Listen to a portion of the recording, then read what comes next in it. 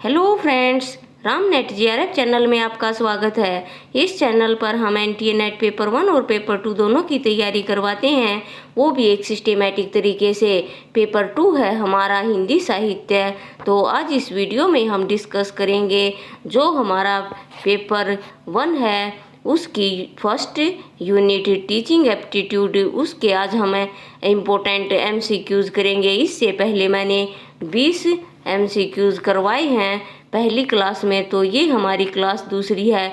इसमें भी हम 20 एमसीक्यूज़ करेंगे जो एग्ज़ाम के पॉइंट ऑफ व्यू से बहुत ही इम्पोर्टेंट है। तो आइए देखते हैं हमारा पहला क्वेश्चन क्या है। तो फ्रेंड्स, मेरा आंसर आप देखने से पहले अपना आंसर अपनी नोटबुक में नोट कर लेना, जिससे आपको ये पता चल जाएगा कि आपके 20 में से कितने क्वेश्चन सही हुए। तो आइए देखते हैं आज का हमारा पहला क्वेश्चन। क्वेश्चन नंबर 21, निम्नलिखित में से कौन सा विकल्प सत्तावादी स्तर पर शिक्षण को दर्शाता है? ए शिक्षक केंद्रित, बी शिष्य केंद्रित, सी मुख्याध्यापक केंद्रित और डी अनुभव के आधार पर। तो इसमें पूछा गया है कौन सा विकल्प सत्तावादी स्तर पर शिक्षण को दर्शाता है। तो इसका हमारा राइट आंसर होगा ए शिक्षक केंद्रित। अगला क्वेश्चन देखते हैं। अगला क्वेश्चन है हमारा 22वां। इसमें सूची 1 और सूची 2 दी गई है। इसमें विशेषता और इसमें दर्शन दिए गए हैं। तो पहला देखते हैं क्रिया करके सीखना, दूसरा है पर्यावरण के माध्यम से सीखना और तीसरा है सत्य, सौंदर्य और भलाई की अनुभूति और चौथा है यह दुनिया जिस रूप में अब और यहाँ है। इस साइड दर्शन दिए गए हैं। पहला है प्रकृतिवाद, दूसरा आदर्शवाद, तीसरा व्यवहारवाद और चौथा है यथार्थवाद। तो फ्रेंड्स, जो ये मिलान के क्वेश्चन होते हैं ये बहुत ही इजी होते हैं। अगर हमें एक का भी पता है तो हमारा ये क्वेश्चन सही हो जाता है। तो आइए कूट देखते हैं इसके क्या दिए गए हैं। ए का पहला, दूसरे का चौथा, तीसरे का दूसरा और चौथे का तीसरा। बी पहले का तीसरा, दूसरे का पहला, तीसरे का दूसरा और चौथे का चौथा। सी है पहले का पहला, दूसरे का तीसरा, तीसरे का दूसरा और चौथे का चौथा। और डी है पहले का तीसरा, दूसरे का दूसरा और तीसरे का चौथा और चौथे का पहला। तो इसका हमारा जो राइट आंसर होगा वो होगा हमारा बी पहले। आइए इसमें हम मिलान करते हैं। इसका राइट ऑप्शन है बी। तो पहले का क्रिया करके सीखना, इसका है हमारा तीसरा व्यवहारवाद।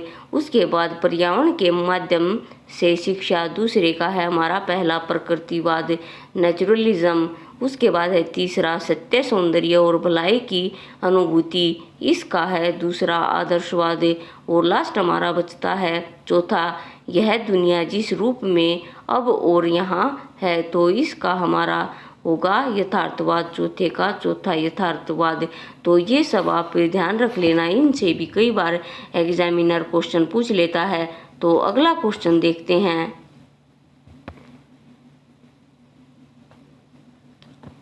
अगला क्वेश्चन है हमारा बौद्धिक कौशल किस ज्ञान क्षेत्र के द्वारा प्रतिबिंबित होते हैं? ए ज्ञानात्मक ज्ञान क्षेत्र, बी भावात्मक ज्ञान क्षेत्र, सी क्रियात्मक ज्ञान क्षेत्र और डी उपरोक्त में से कोई नहीं। इसमें पूछा गया है बौद्धिक कौशल किस ज्ञान क्षेत्र के द्वारा प्रतिबिंबित होते हैं। तो इसका हमारा राइट ऑप्शन होगा 23 का पहला ज्ञानात्मक ज्ञान क्षेत्र यानी कॉग्निटिव डोमेन। अगला क्वेश्चन है हमारा 24वां। निम्नलिखित में से किसके द्वारा दृष्टिकोण, मूल्यों और हितों को प्रतिबिंबित किया जाता है? ए संज्ञानात्मक, बी भावात्मक ज्ञान क्षेत्र, सी क्रियात्मक ज्ञान क्षेत्र और डी उपरोक्त में से कोई नहीं। तो इसका हमारा राइट ऑप्शन होगा बी भावात्मक ज्ञान क्षेत्र, यानी किसके द्वारा दृष्टिकोण, मूल्यों और हितों को प्रतिबिंबित किया जाता है। तो इसका राइट ऑप्शन है बी भावात्मक ज्ञान क्षेत्र। 25वां हमारा क्वेश्चन है निम्नलिखित में से कौन से ज्ञान क्षेत्र शारीरिक कौशल के साथ संबंधित हैं? ए संज्ञानात्मक ज्ञान क्षेत्र, बी भावात्मक ज्ञान क्षेत्र, सी मनोसंचालित ज्ञान क्षेत्र और डी उपरोक्त में से कोई नहीं। तो इसका हमारा राइट ऑप्शन होगा सी मनोसंचालित ज्ञान क्षेत्र, यानी ज्ञान क्षेत्र शारीरिक कौशल के साथ संबंधित है तो मनोसंचालित ज्ञान क्षेत्र। 26वां क्वेश्चन है, निम्नलिखित में से कौन सा एक उदाहरण संज्ञानात्मक ज्ञान क्षेत्र के रूप में उद्धृत किया जा सकता है? ए किसी विशेष विषय का वर्णन करना, बी फोटो फिल्म का विकास, सी निबंध लिखना और डी अनुरक्षण का उत्तरदायित्व लेना। तो इसमें पूछा गया है कि कौन सा उदाहरण संज्ञानात्मक ज्ञान क्षेत्र के रूप में उद्धृत किया जा सकता है? तो इसका राइट ऑप्शन है ए किसी विशेष विषय का वर्णन करना, यानी कोई भी विषय है उसका विशेष रूप से उसको डिस्क्राइब करना या उसका वर्णन करना। अगला हमारा क्वेश्चन है 27वां, निम्नलिखित में से किसको शिक्षण के संदर्भ में मनोसंचालित साइकोमोटर डोमेन के उदाहरण के रूप में लिया जा सकता है? ए पर्यावरण प्रदूषण के लिए जागरूकता को दर्शाना, बी प्रयोग करना, सी दो प्रयोगों के परिणामों का लेखा करना और डी एक कहानी का वर्णन करना। तो ये किसको शिक्षण के संदर्भ में मनोसंचालित साइकोमोटर डोमेन के उदाहरण के रूप में लिया जा सकता है? तो इसका राइट आंसर होगा बी प्रयोग करना। आगे देखते हैं, हमारा 28वां क्वेश्चन है, निम्नलिखित में से कथनों में से कौन सा कथन असत्य है? ए शिक्षा और शिक्षण एक ही अवधारणा है, बी शिक्षा और शिक्षण में अंतर है, सी शिक्षा शिक्षण प्रशिक्षण और अनुसंधान की तुलना में एक व्यापक शब्द है और डी उपरोक्त सभी सही हैं। तो इसमें से कौन सा कथन हमारा सही नहीं है? तो ये हमें देखना है। तो ए हमारा सही नहीं है, बाकी ये दोनों हमारे कथन सही हैं कि शिक्षा और शिक्षण एक ही अवधारणा है, नहीं ये अलग अलग अवधारणा है। अगला क्वेश्चन है 29वां, निम्नलिखित में से कौन सा शिक्षण के क्षेत्र में विशेषज्ञता को दर्शाता है? ए अवधारणाओं का ज्ञान, बी शिक्षण कौशल, सी निर्णय लेने का कौशल और डी उपरोक्त में से सभी। तो इसका हमारा राइट ऑप्शन होगा डी, यानी शिक्षण के क्षेत्र में विशेषज्ञता को दर्शाता है और उन अवधारणाओं का ज्ञान होना चाहिए, शिक्षण कौशल होना चाहिए और निर्णय लेने की क्षमता भी उसमें होनी चाहिए। तो उपरोक्त सभी। अगला हमारा क्वेश्चन है 30वां, निम्न में से किस प्रकार का व्यक्तित्व शिक्षण के दृष्टिकोण से सबसे अधिक अनुपयुक्त है? ए जो एक कठोर अनुशासक है, बी जो अपने विषय को अच्छी तरह से जानता है, सी जिसकी शिक्षण में कोई अभिरुचि नहीं है, या डी जो नैतिक मूल्यों को सिखाता है। यानी क्वेश्चन को हमें ध्यान से पढ़ना है। इसमें पूछा गया कि किस प्रकार का व्यक्तित्व शिक्षण के दृष्टिकोण में सबसे अधिक अनुपयुक्त है, यानी सही नहीं है। तो इसमें हमारा राइट ऑप्शन होगा सी जिसके शिक्षण में कोई अभिरुचि नहीं है, यानी जिसके अंदर शिक्षण का इंटरेस्ट ही नहीं है, वो एक अच्छा शिक्षण नहीं कर सकता। तो इसका हमारा राइट ऑप्शन होगा सी। अगला क्वेश्चन देखते हैं, क्वेश्चन नंबर 31, निम्न में से कौन से अध्यापन के सिद्धांत टीचिंग मैक्सिमम है? ए मनोवैज्ञानिक से तार्किक की ओर, दूसरा है विश्लेषण से संश्लेषण की ओर और तीसरा है मूर्त से अमूर्त की ओर और चौथा है प्रकृति का पालन करना। कूट इसमें दिए गए हैं, ए पहला दूसरा और तीसरा, बी पहला तीसरा और चौथा, सी पहला तीसरा और चौथा, या डी उपरोक्त सभी।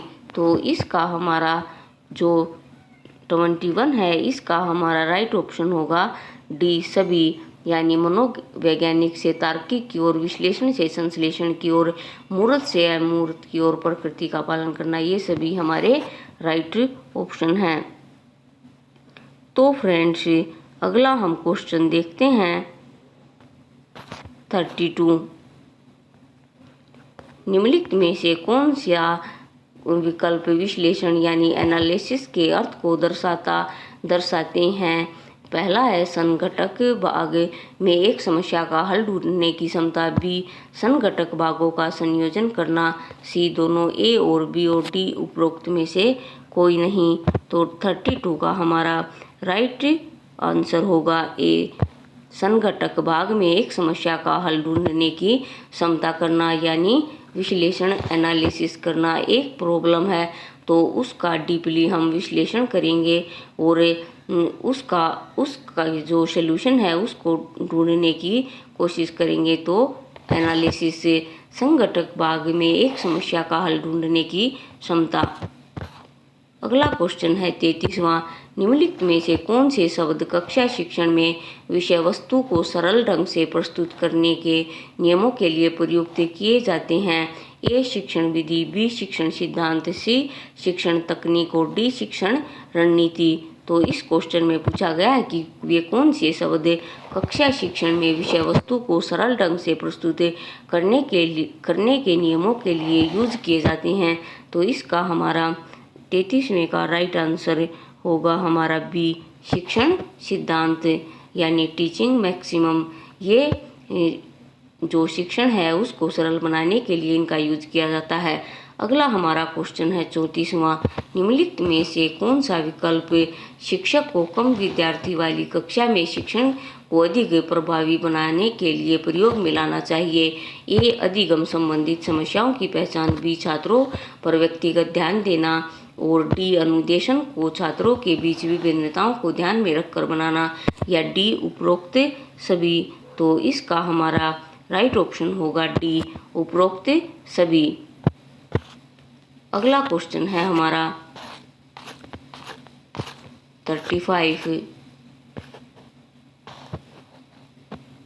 आइए इसे देखते हैं।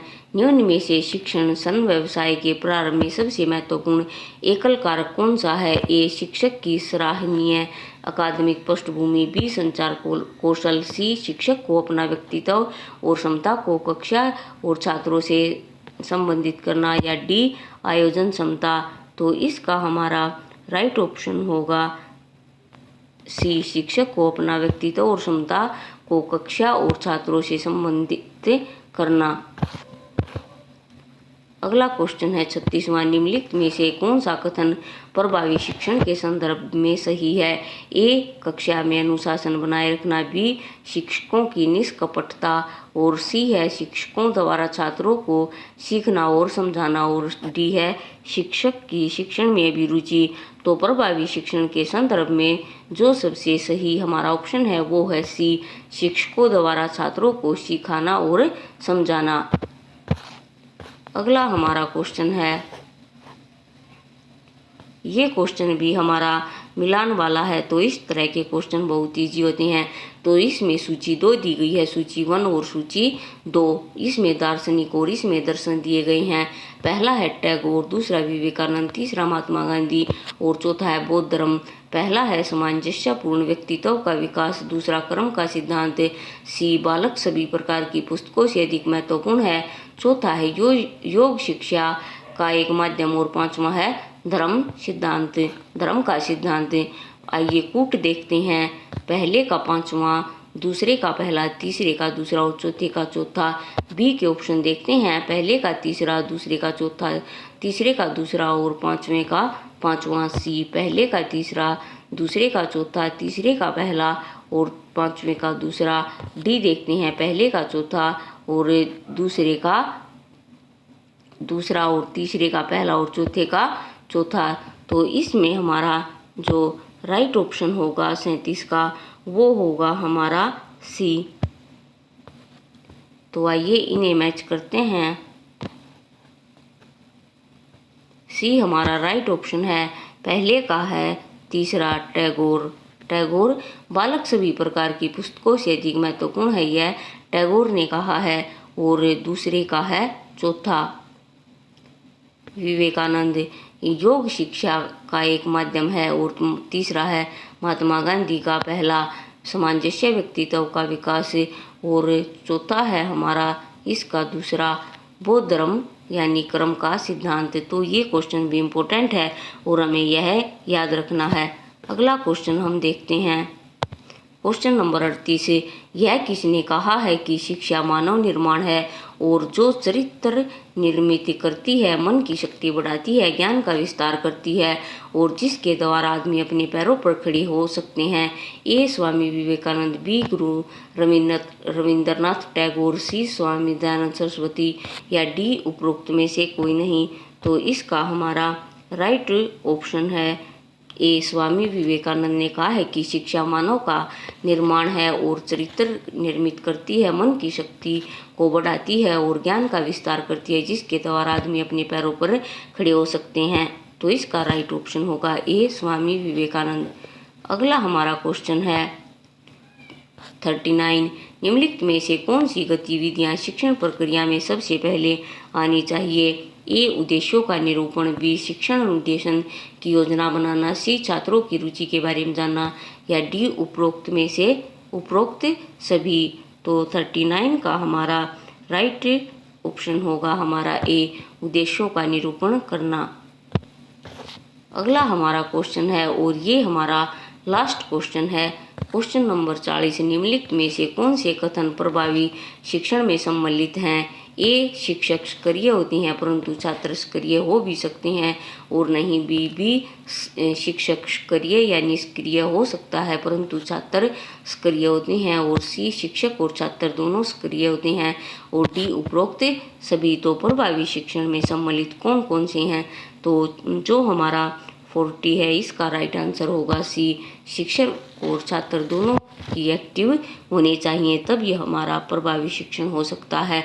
तो इसका राइट ऑप्शन है सी। तो फ्रेंड्स, आज हमने इस वीडियो में 20 क्वेश्चन और किए हैं, तो कुल मिलाकर हमारे 40 क्वेश्चन हो गए हैं। तो आप इन्हें अगर आपने एक बार ये सोल्व कर लिए तो आप एक बार और इन्हें सोल्व कर लेना, जिससे आपकी प्रैक्टिस हो जाएगी। और फ्रेंड्स, अगर आपको कोई भी डाउट है तो मुझे कमेंट बॉक्स में कमेंट करें, मैं आपके डाउट को दूर करूँगी। तो फ्रेंड्स, आज के लिए इस वीडियो में इतना ही। मिलते हैं नेक्स्ट वीडियो में और नए इंटरेस्टिंग और इम्पोर्टेंट टॉपिक के साथ। तो इस वीडियो को लाइक करें, चैनल को सब्सक्राइब करें और इसे ज़्यादा से ज़्यादा शेयर करें। जो भी स्टूडेंट्स हिंदी साहित्य से किसी भी एग्ज़ाम की तैयारी कर रहे हैं या NTA NET JRF paper 1 Hindi medium से पढ़ रहे हैं, सभी को इनका लाभ पहुँचे।